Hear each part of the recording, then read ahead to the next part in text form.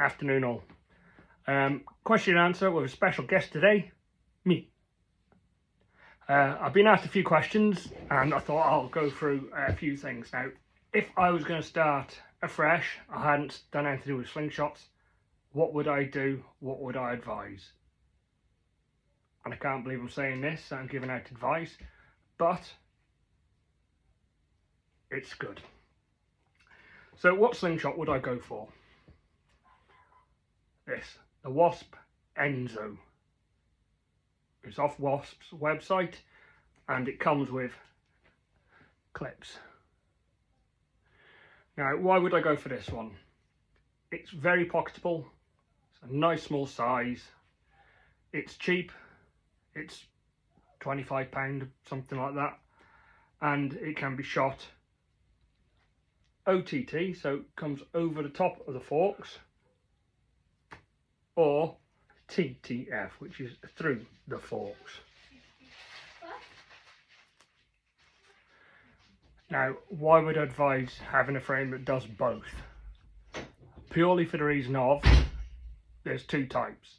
As I said, OTT or TTF. With this one, you can change between them by literally loosening off the bolt at the back.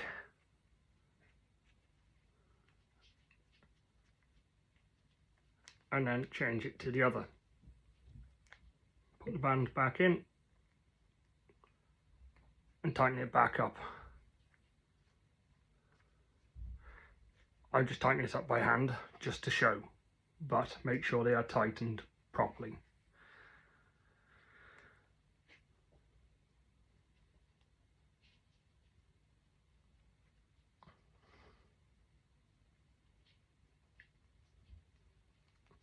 So there you are, you're back to over the top. It can be held in three ways. It can be pinch grip, thumb brace, or if you've got small hands, what they call hammer grip, which is like that. This frame is capable of anything. Don't think it's a beginner's. It can do all of it.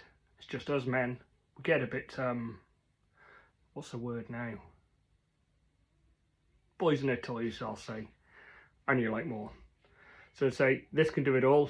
It can do TTF, through the forks, over the top, and it is small. It can be grip braced in any way. It is really comfy and a good price. Why would you upgrade this? Well, you can then later go on to more personalisation, like from your anchor point, but most people with this size frame, it'll just be underneath the cheekbone. To be honest, if I shot TTF, I would probably be happy enough sticking with this. As where if you shoot over the top, you can get different frames, as where they're not as wide on the top bit here. So if I try and, so where your hand would grip now is the same on both of them. It's hard to show you. And the difference is, the closer it is to here, to where you hold it, the less leverage you have wanting to pull the slingshot catapult out of your hand. Bands and tapers. If you are shooting clay or 8mm and target shooting, you do not need 0.7, 0.8 elastic latex. 0.4 is good enough for clay, 0.45, 0.5, 0.55 is good enough for 8mm. And then it depends on taper, so the point number is how thick it is that way. Where is it there? And then your taper is that way. So this can be thicker this end, thinner this end. Reasons for that is it helps with acceleration, and also with the narrow end here, the pouch or the latex tends to break close to the pouch. So if you imagine now, you're drawing back, if it broke here, it's going to slap me in the face.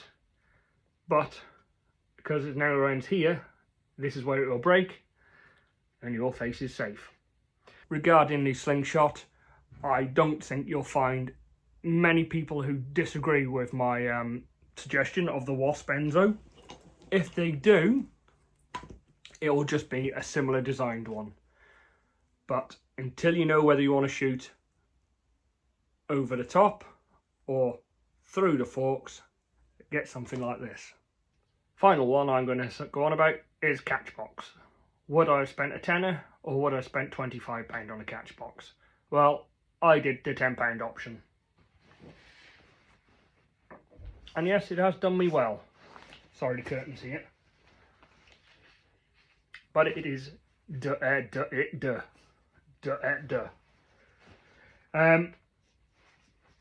it's been fired at several times. I've missed and it's starting to show it now.